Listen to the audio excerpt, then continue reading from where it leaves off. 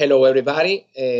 We are here again to comment a very important game played in a classical tournament, the Norway Chess Classic. This tournament is played every year. Okay, in the edition of this year, in the round number 4, we have an amazing game played between Magnus Carlsen and Fabiano Caruana, probably the match of the day. Okay, we are going to be commenting some things, interesting things about these games where Magnus really managed to defeat in an amazing way Fabi Caruana, playing a very slow game but with important strategic ideas. Okay, so let's start.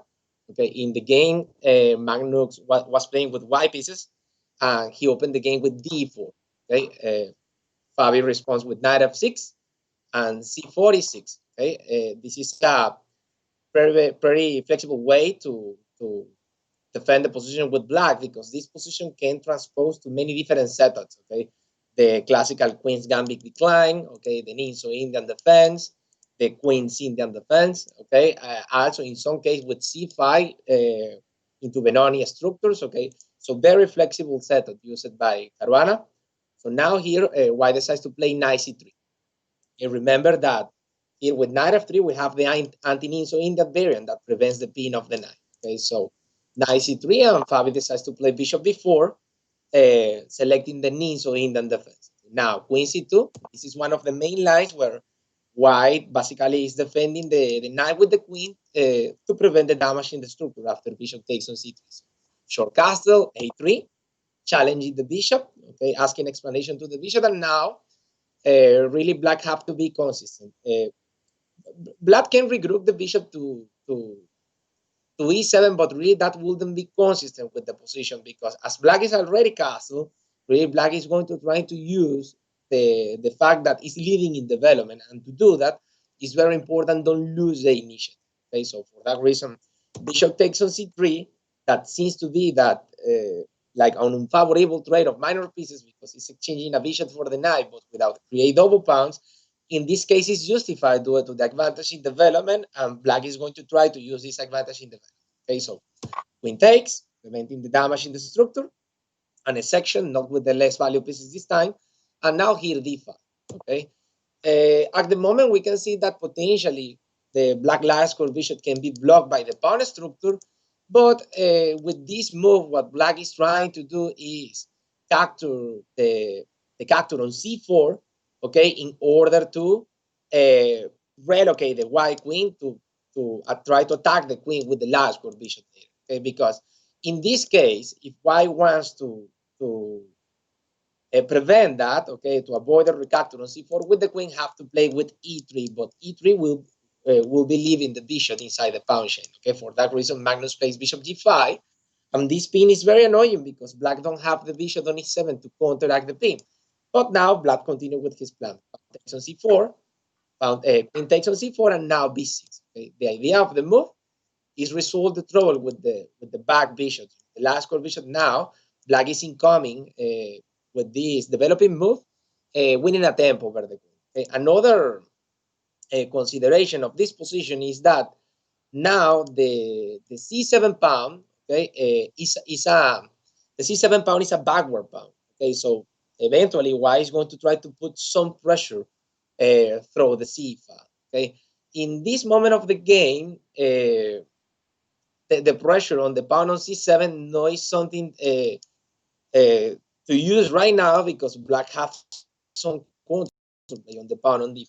Okay, and also in some case, black is going to try to react in the center with c5 or e5 to remove white central. Okay, for that reason, the next move played by Magnus, okay, is a very strange move, rook d1. Okay, that a bit difficult to understand, because rooks belongs to open files and semi-open files, and the natural location for the rook should be on the c file. Okay, but as I say before, the try to capture the pawn on c7 will be premature without the support of the pawn on d4.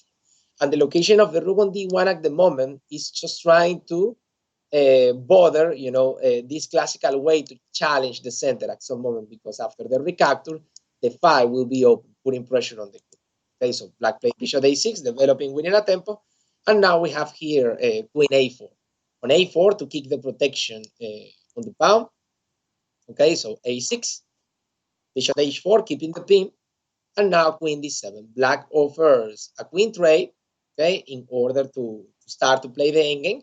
Okay, but Magnus say no, queen c2 regrouping because wants to kick some pressure through the c5. Okay, we can see that the c5 reaction or e5 reaction are very well controlled by this potential discovering attack with the rook. Okay, is a justification of the placement of the rook on the close file. Okay, very atypical but justified. Okay, now queen c6. Fabi continued with the idea about trade queens, but in this case, Magnus accepted the challenge because now, after queen takes, knight takes, the pawn on c7 will be blocked by the knight. Okay, so now with the pawn being blocked by the knight, there is more chance to put pressure on the backward pawn. Okay, so now here, white play bishop takes on f6, creating the damage in the structure, and after pawn takes, e3, necessary move to protect the pawn on d4 and also to complete the development of the kings. Okay, here black is ready to simplify trading bishops on f1, but really the fact that white is going to lose the right to castle doesn't matter because there is no queens on the board. Okay, so no trouble with that. Bishop takes, king takes, and here, you know, in the classical Magnus style, Magnus is playing for accumulation of a small advantage. Okay, we can notice that white have two island of pawns, okay, against three island of pawns. And also we can see double pawns and isolated pawn. So, you know, white argument is the better pawn structure for sure. White have a bit delay in development, but really this no is too relevant, okay, due to the stage of the game and the fact that there is some few pieces on the board, okay, to be able to use the advantage in development. Okay, so in this moment, Fabi plays knight a5, enabling some space for the pawn, okay, to avoid future pressure on the backward pawn. Now white decides to complete development, okay, knight f3, looking for connected rooks, knight c4, attacking the pawn on b2, and now rook b1. This is really the unique way to protect the pawn at the moment, and now c5, okay. With the next move, black is trying to get rid of the backward pawn, trading this pawn for the pawn on d4, and with that probably equalize the game. Okay? The game at the moment is absolutely balanced. So Magnus played king e2, okay, to connect the rooks and incorporate the kingside rook into the game. Okay, and here, you know, we can see maybe a small inaccuracy played by black because in the game, you know, right now the first option of the engine, you know, the suggestion of the engine is rook fc8. That is exactly the same move that Fabi did. Okay, but this move, okay, allows the textual continuation where the black pawn structure is going to be separate even more. Okay, really, objectively speaking, probably a safer way to play in order to avoid the accumulation of more small advantage for white will be just get rid of the pass backward pawn, just trading on d4. Okay? White can create a strong outputs on d4 that is very annoying because it's getting some squares, but at least, you know, black pawn structure on the queen side will be very solid. Okay, if we compare this position with what happened in the game, you know, after rook fc8, Magnus plays this intermediate move, incorporating the last pieces into the game. So black have to move the knight, and after pawn takes, we can see how the black pawn structure is even weaker than before. Okay, because now the pawn on the c file becomes an isolated pawn and is exposed in the open file. And due to this accumulation of small advantage, white have some argument to try to continue putting pressure on the position. Okay, so okay, rook c2, preparing double rooks to increase the pressure in the isolated pawn. Now king f8, endgame principle, centralization of the king. Knight d2. Okay, white decides to relocate the knight because the knight on f3 was to square away of the pawn, so without the possibility to get any square. So white is relocating the knight, you know, trying to block the target or inclusive to put more pressure in the. Now c4, okay, and rook bc1. Okay, now white have no pressure to capture the pawn, so black prepares an indirect defense. This is a counter attack. Okay, if white capture the pawn after all the trades, B2 is going to fall. Okay, so indirect defense. And now with a lot of patience, instead 3 pieces, okay, why simply play Nf3? Okay, this is a waiting move, and also trying to improve the location of the king, and also just to see what black is going to do. Okay, and here Fabi decides to push the pawn to c3, okay, in order to do, let's say, a temporarily pawn sacrifice, okay, in order to separate white pawn structure, okay, because if white capture on c3 with the 2 rooks, we have the same counterplay on b2, okay, with an absolutely balanced position. So Magnus have to capture with the pawn in order to kick the advantage, okay? So the argument of black is now the file is open, and black should have some no counterplay here, okay?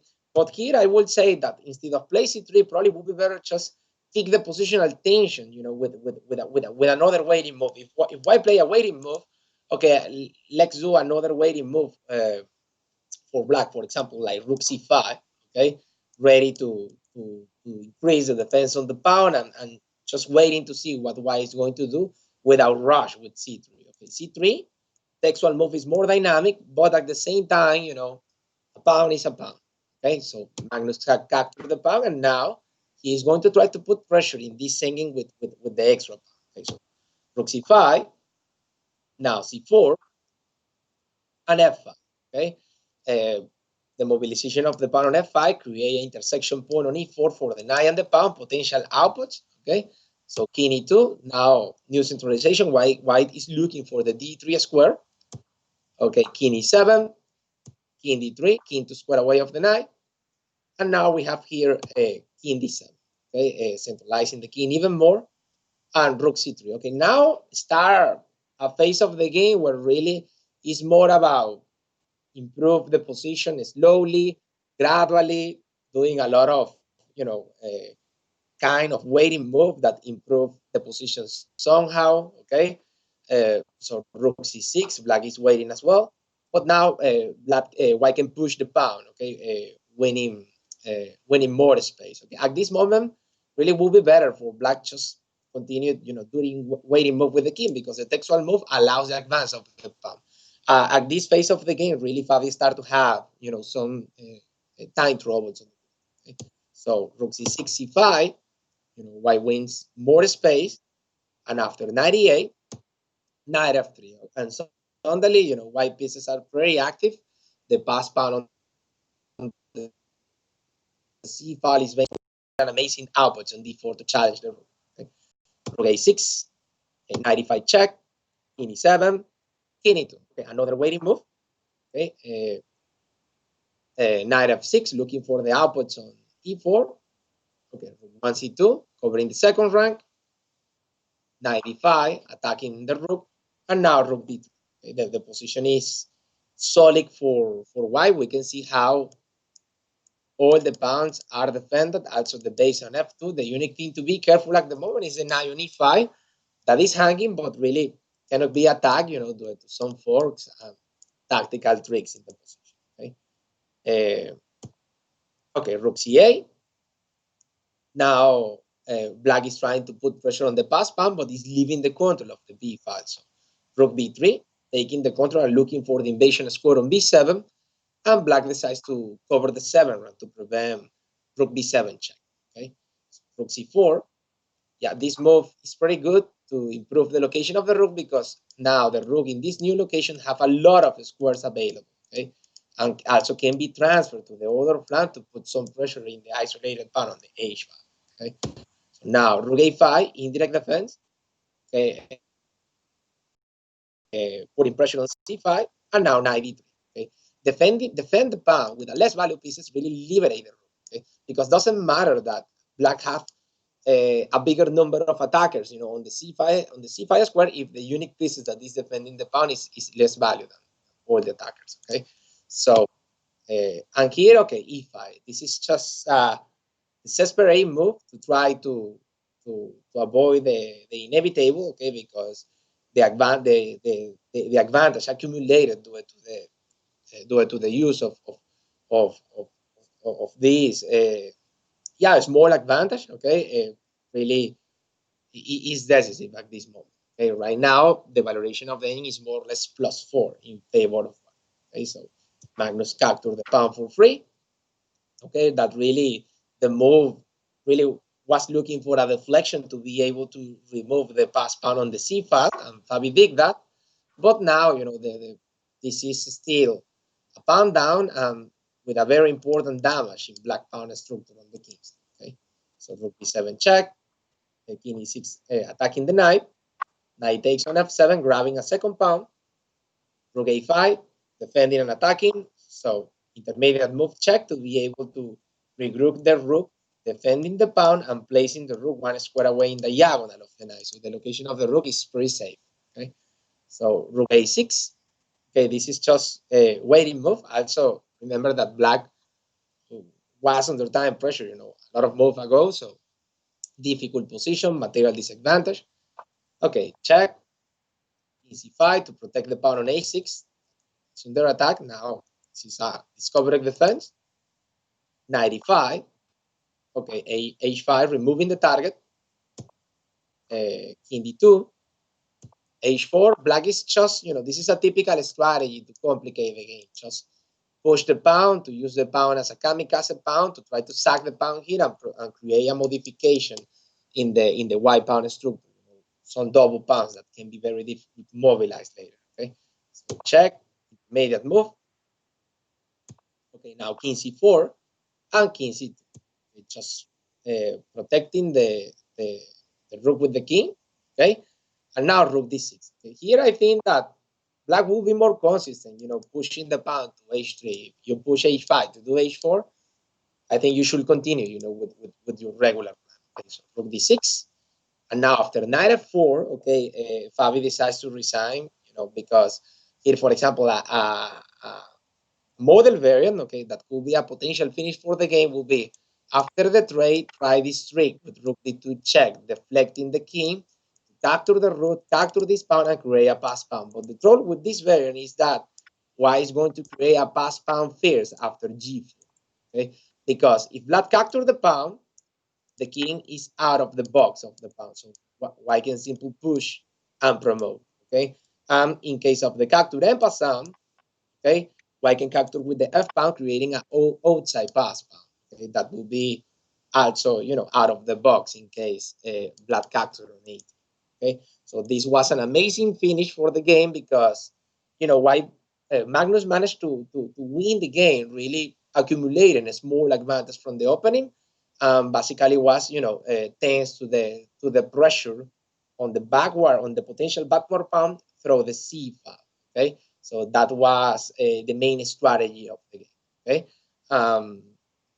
well, guys, okay, these are the comments, okay, of the 4th round of the Norway Classic Chess. Okay, this is probably the game of the day. Very important game played between the world champion and the number 2 of the world. You know, the American chess player Fabiano Caruana. Well, thanks for watching, for your attention. I hope you enjoy the content and the comments. Don't forget like and subscribe and share with your friends. Bye.